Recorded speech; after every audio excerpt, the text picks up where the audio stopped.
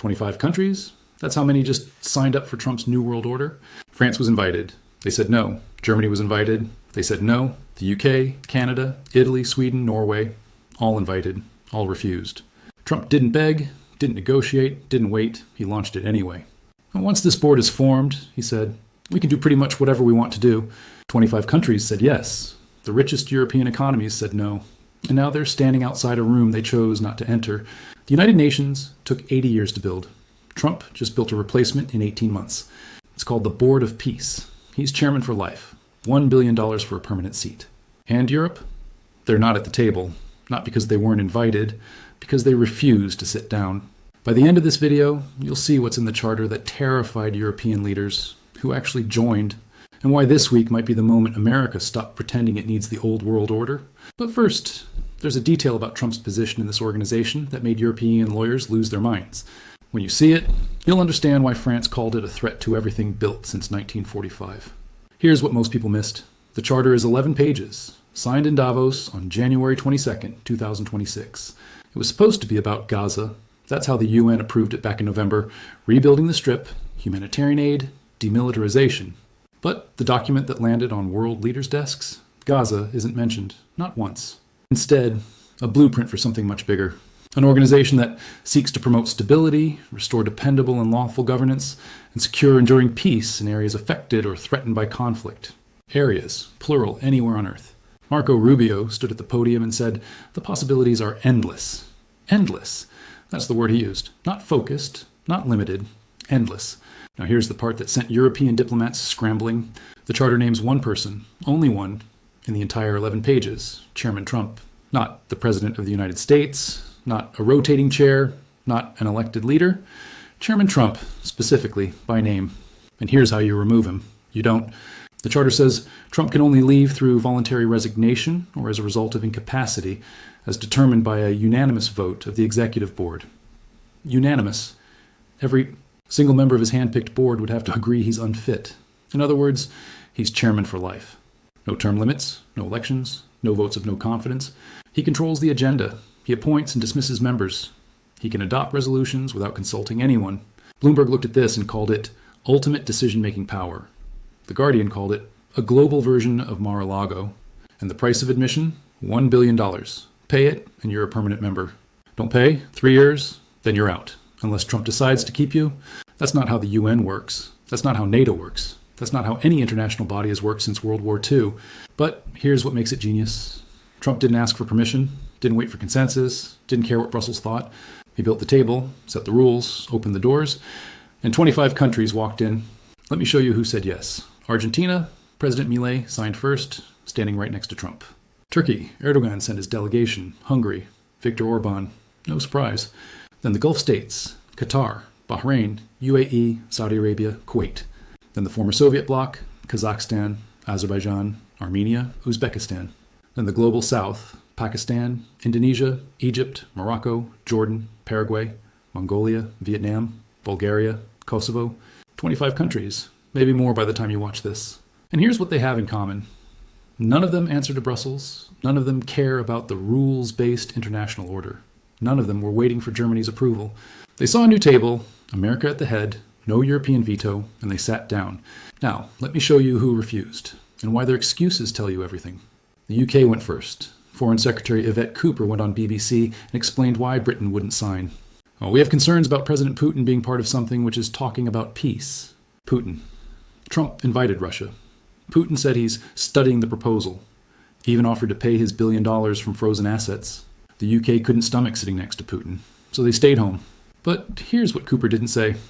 Britain just made itself less relevant than Hungary, less influential than Kazakhstan, less present than Mongolia, because they were worried about optics. France was next. Macron's office released a statement. The charter goes beyond the sole framework of Gaza and raises serious questions with respect to the principles and structure of the United Nations. Translation? This threatens our power. The UN gives France a permanent Security Council veto. The Board of Peace gives France nothing. Of course, they said no. Germany, quiet refusal, leaked through a foreign ministry document. Canada. Prime Minister Carney had just given a speech about great power rivalry. He wasn't about to join Trump's club. Sweden, Norway, Slovenia. Slovenia's prime minister said the board dangerously interferes with the broader international order. Dangerously interferes, that's the fear. Not that it won't work, that it will. Now here's the moment that shows you exactly how this new world operates. Belgium. The White House released the official list of countries that signed the charter. Belgium was on it. One problem, Belgium didn't sign. Within hours, the deputy prime minister went on X. Belgium has not signed the charter of the Board of Peace. This announcement is incorrect. He added, "We wish for a common and coordinated European response." Common and coordinated. While Europe was coordinating, Trump had already signed up 25 countries. While Europe was drafting responses, the Board of Peace became real. While Belgium was correcting the record, nobody cared. That's the new math. Trump moves, Europe reacts. By the time they coordinate, it's already done. And here's what European leaders still don't understand. Trump didn't need them to say yes, he needed them to say no. Because now the story isn't Trump's controversial new board. Now the story is Europe refused to join while 25 countries signed up. The story is European irrelevance, self-inflicted, on camera in Davos. France has a permanent UN Security Council veto. Germany runs the EU economy. Britain thinks it still matters. And all three just watch Trump build a parallel institution without them.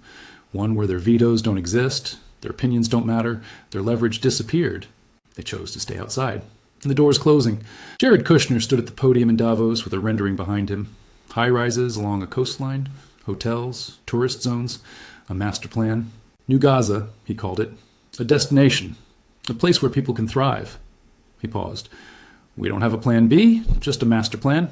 No plan B. That's how Trump's inner circle operates now. No backup, no negotiation, no waiting for European approval. Build it, launch it, let them catch up.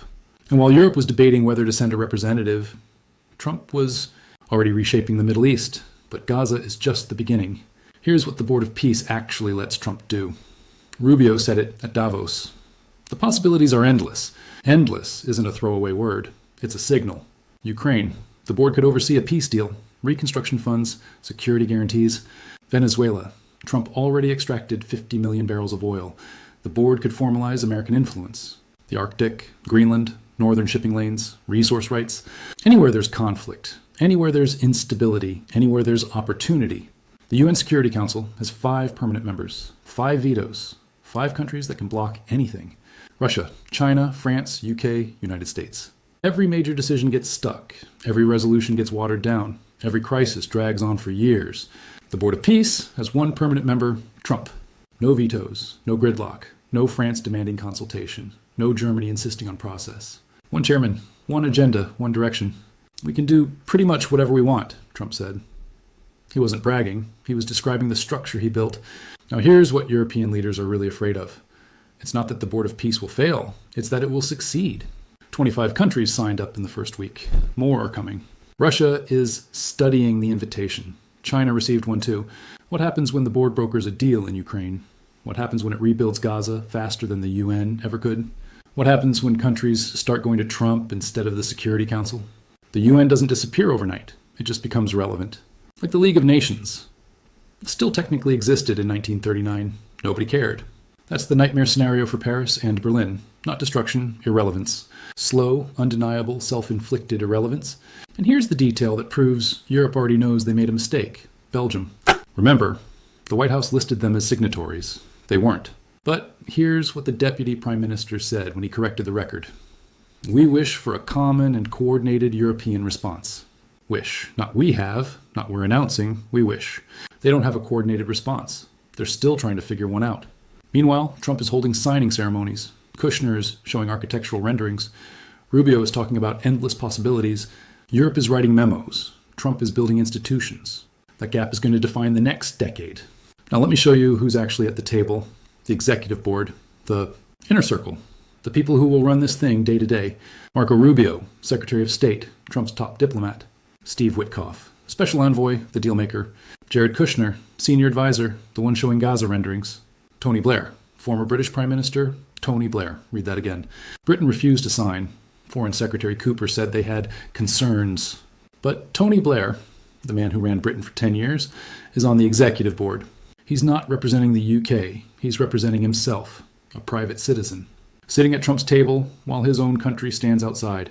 That's the split now. Governments versus individuals, institutions versus access. The British government said no. Tony Blair said yes. And Blair is the one in the room. Ajay Banga is there too, president of the World Bank, the man who controls development funding for half the planet. This isn't a symbolic board. This is operational power. State Department, World Bank, former heads of government, billionaire dealmakers, and zero representation from France, Germany, or the EU. Zero. Now here's what happens next. Trump flies home. The board exists. The charter is signed. And Europe has to decide what to do. Option 1, they swallow their pride, ask to join late, accept seats at a table they refused. But here's the problem. Trump decides who joins. Trump sets the terms. If France comes crawling back, they don't get a permanent seat. They get 3 years. At Trump's pleasure. Emmanuel Macron, sitting at a table where Trump is chairman for life, where France has no veto, where Macron serves at Trump's discretion. That's not partnership. That's submission. Option 2, Europe builds their own alternative. A European Board of Peace, an EU-led initiative, a rival institution. But with what leverage? The Gulf states already signed with Trump. The Global South is at his table. Russia and China are considering invitations. Who joins Europe's alternative? Belgium? Sweden? Slovenia? That's not a world order. That's a book club. Option 3. Europe does nothing. Hopes the Board of Peace fails, waits for Trump to leave office. But the charter says chairman for life. And even if Trump goes, the institution remains. 25 countries didn't sign up for Trump. They signed up for access to American power. The next president inherits a functioning alternative to the UN. Why would they dismantle it? Europe is betting on a future that isn't coming. Here's what this week really proved. Trump doesn't need consensus. He needs momentum. He doesn't need European approval. He needs European absence to prove they don't matter. Every country that signed in Davos sent a message. We'd rather sit with Trump than wait for Germany. Every country that refused sent a different message. We still think the old rules apply. The old rules don't apply. The UN was built when Europe was rubble and America was the only economy left standing. It was designed to give France and Britain power they no longer earn. It was designed for a world where American leadership needed European permission. That world ended this week. In a conference room in Davos, with a signing ceremony, while Europe watched from outside, Trump built a new table. 25 countries sat down. And Europe chose to stand. That's not strength, that's denial. The Board of Peace exists. The charter is signed. The members are locked in. And the door that Europe refused to walk through? It's not locked yet, but it's closing. And every day they wait, the price of entry goes up. $1 billion for a permanent seat. The cost of European pride might be a lot higher.